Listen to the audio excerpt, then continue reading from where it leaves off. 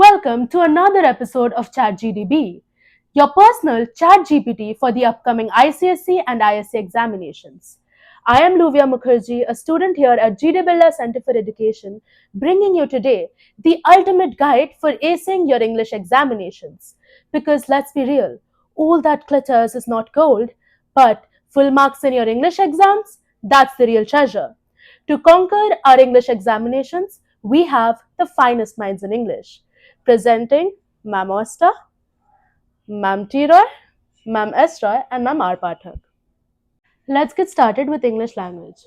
So, ma'am, for English language, how many pages do we write for the composition? Yes, Luvia, that's a very good question. The thing is, a lot of students come and ask how many pages. See, it is not a question of pages, it is a question of the number of words. You have been given a word limit. The word limit for ICSE language is 300 to 350 words. Ma'am, Correct. so are we supposed to count every word then? No, that way you'll be wasting a lot of time. So there's a small technique I teach all my students. What you can do is you can take the average of the first 3 lines, the number of words per line that you're writing.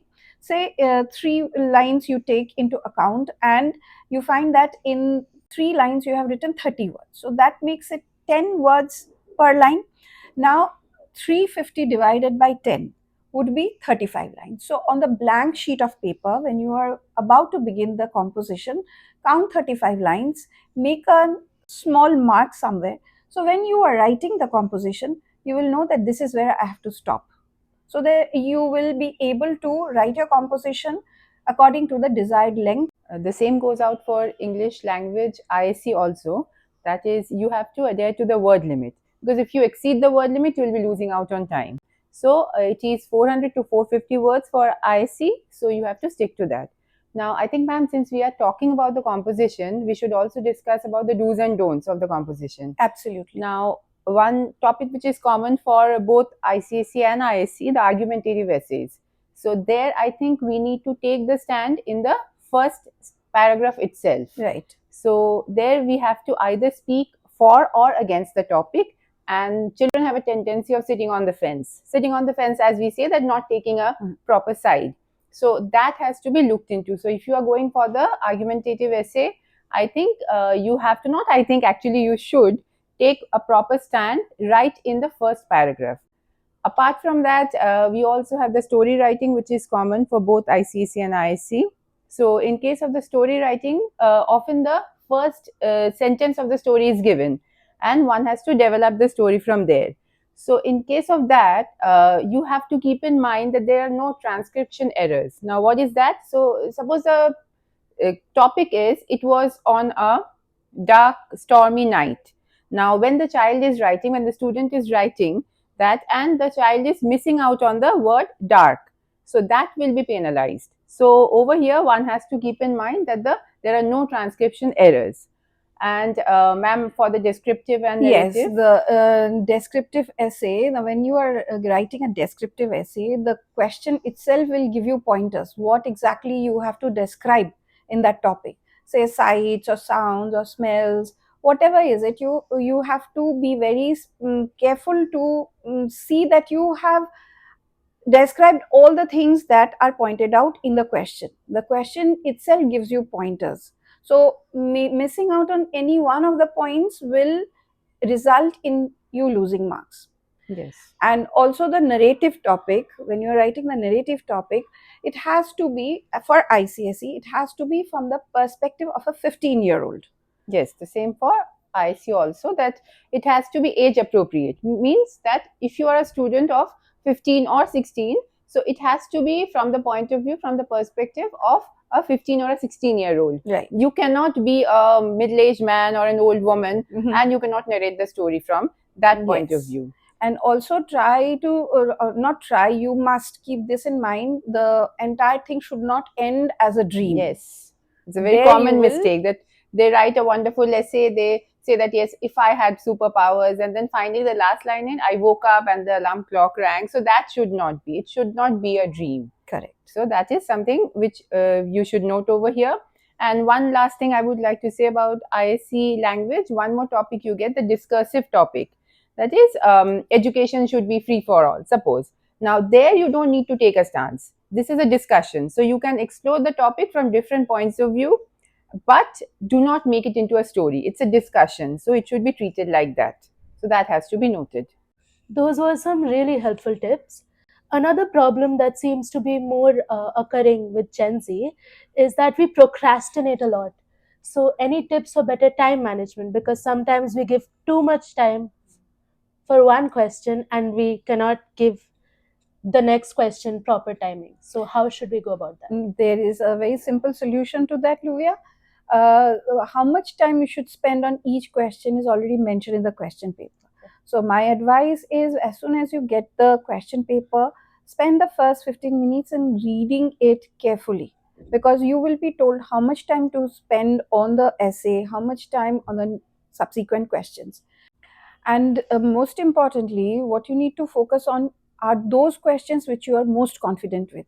Attempt those questions which you are absolutely sure about. Doesn't matter if they are not in sequence. Leave space after you have completed writing those questions which you are completely sure of. You know that you have got all those marks. And now you attempt those questions where you have maybe a little bit of doubt here and there. So that way you will be able to manage your time better, and you will also have enough time to revise what you have written and look out for errors. Absolutely right, Mayank Pathak. And I think that applies to literature as well, because in literature also you should focus on the questions that you are most confident about. But one thing you must remember is that whichever question you are attempting, you must do all the subparts together. Like, don't send your examiner on a wild goose chase.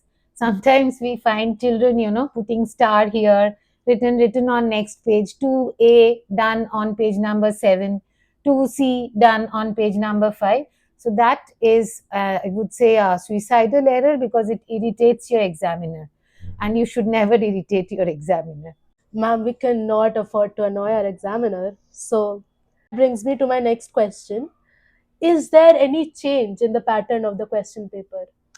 For ICSE language, no, there has not been any change recently. So whatever was there in last year's paper will be the same this year. There is a minor change in the ISC language paper in that question where you have to fill in the blank with the appropriate word. Now, initially it was like that, but now you don't get a blank, you get a word over there, and that is underlined. So you have to replace that with the correct word. The incorrect word is given. Now, Ma'am R. Pathak has taught us how to go about it. That is, you place your finger on that incorrect word and then you read the sentence. Now, once you do that, automatically you will be able to answer the question and you will be able to think about the correct word, because often it's confusing if you read the sentence with that incorrect word. So that is one thing which you need to take care of, and that is a change which wasn't, and because it wasn't there last time. Yes, apart from that, more or less it remains the same. And while we're at it, any tips for notice and email writing? Good, you brought that up, Luvia. Where notice writing is concerned, a lot of people make mistakes while writing the event date. Now, keep this in mind.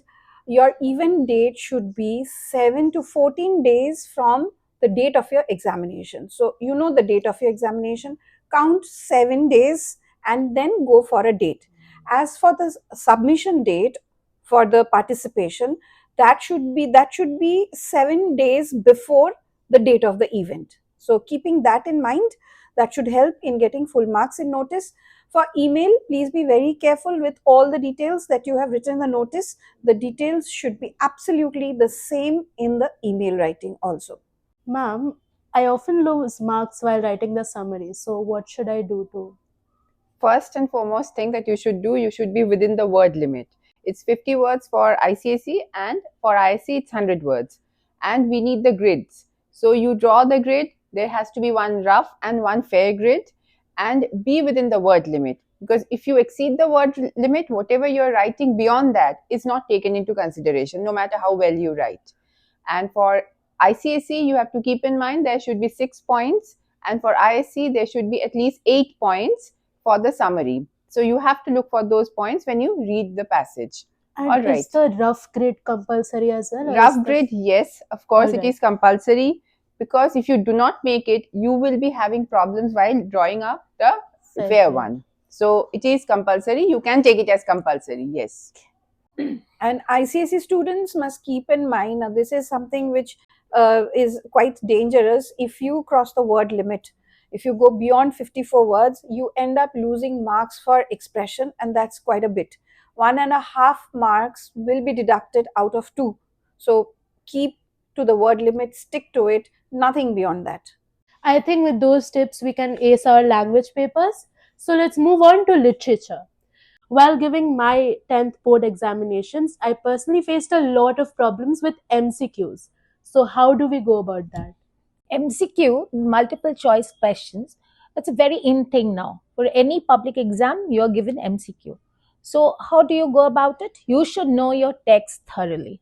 And by text, I mean the actual text, not summary, no paraphrase. Okay, you have to read your text, you have to be thorough with it, because there are some questions where you have to know the sequence of the event as given in the actual text. So, there are questions like that. So you have to read it thoroughly, your text, and when the question comes, you read your question properly and you think about it. Start the elimination process.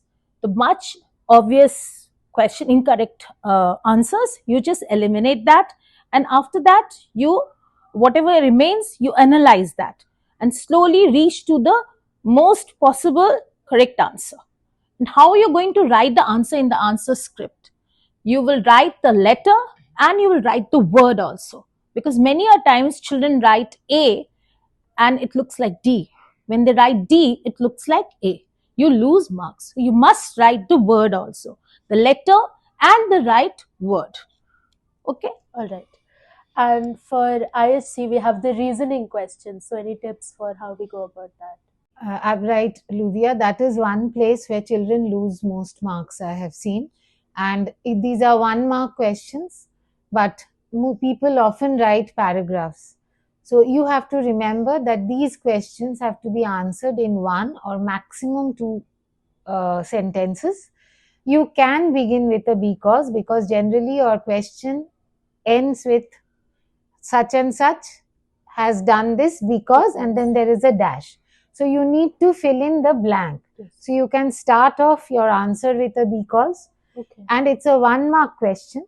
So do not write more than 1 or 2 sentences. And one thing that is very positive for the students, I would say, is that many a times the reasons might be 2 different reasons. If your reason is justified, you get marks. So it is not that like it is 2 plus 2, 4. If the reason is correct and there are 2 different reasons and both are correct, then we accept both. So write what is logical.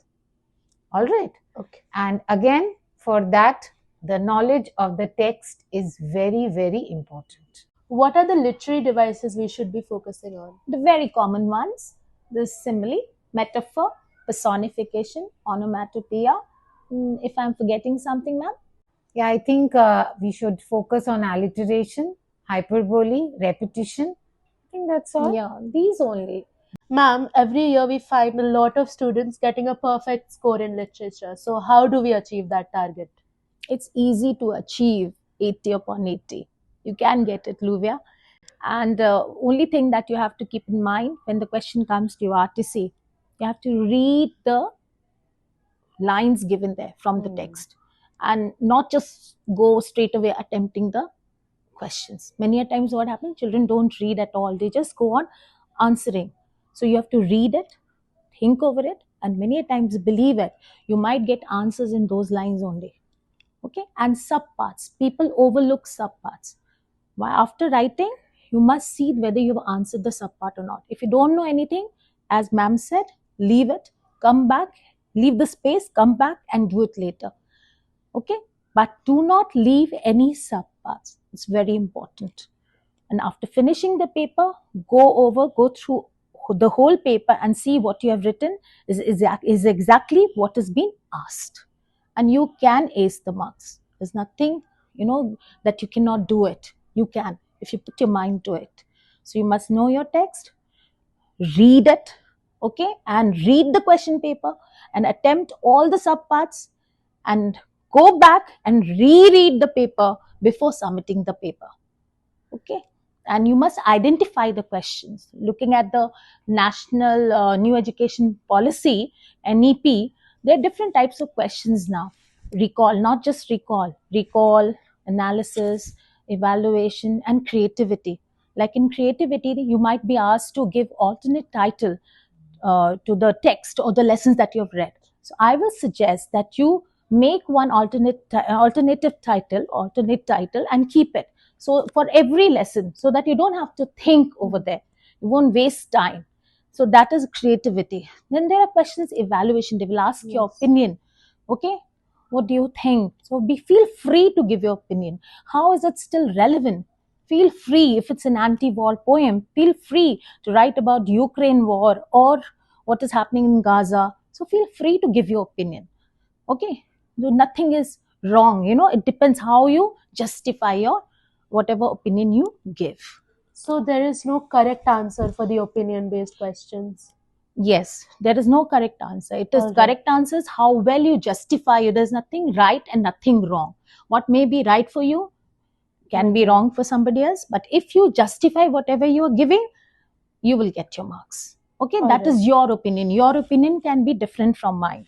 But it's not that the examiner doesn't, believe in your thoughts. They will cross it out. No, they will read your justification. If they like it, they'll give you marks. And you have justified your opinion, they will give you marks. Let me tell you, Luvia, it is not just for you, for all the students. Literature paper is set to test your knowledge of the text, not to trick you or trap you.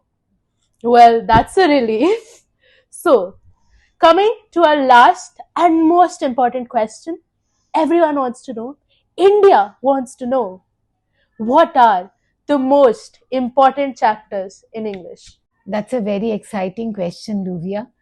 And I don't think I should be revealing it, but then I am going to do it for the school. After all, it will benefit our students.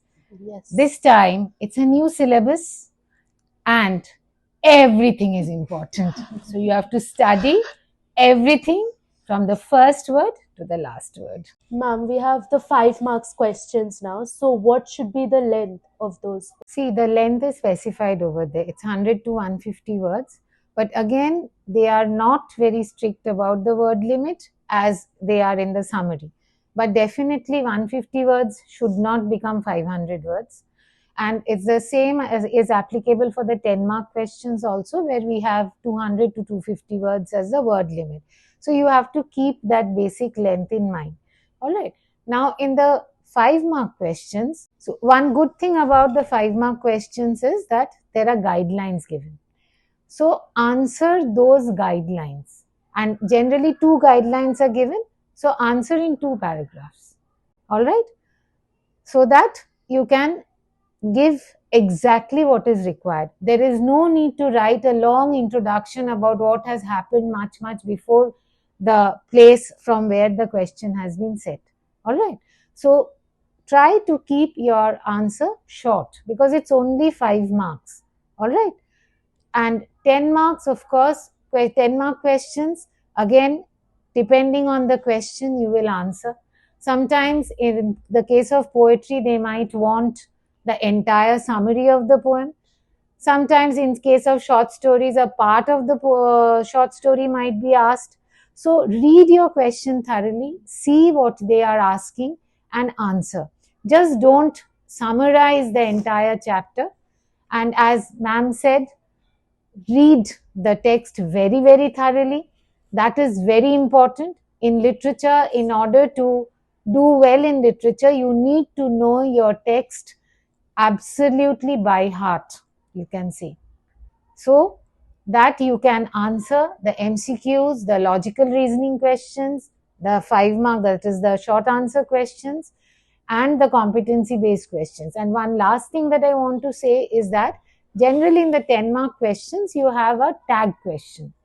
So which gives you, that as ma'am was saying, the opinion based questions. That is, if you were in this person's place, how would you react? So you can definitely give your opinion, what your reaction is. If it is justified, then it is definitely accepted. But it should not definitely be something which is totally out of context. So if you can justify it, you have to convince your examiner that this can also be the correct answer. It is marked correctly. You'll get marks for that.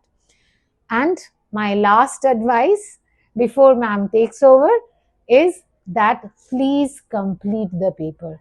Do not leave any question unanswered, because if you leave a question unanswered, there is no scope for the examiner to give you marks. So even if you write one sentence, two sentences which are kind of related to the topic, you might get those 1 or 2 marks. But if you leave, then obviously there is no scope for answer. Thank you. And that's a wrap on this episode of ChatGDB, where we turn exam anxiety into academic excellence. As our dear friend Shakespeare probably would have said, parting is such sweet sorrow. A huge thank you to all of our teachers who told us how to slay our English exams.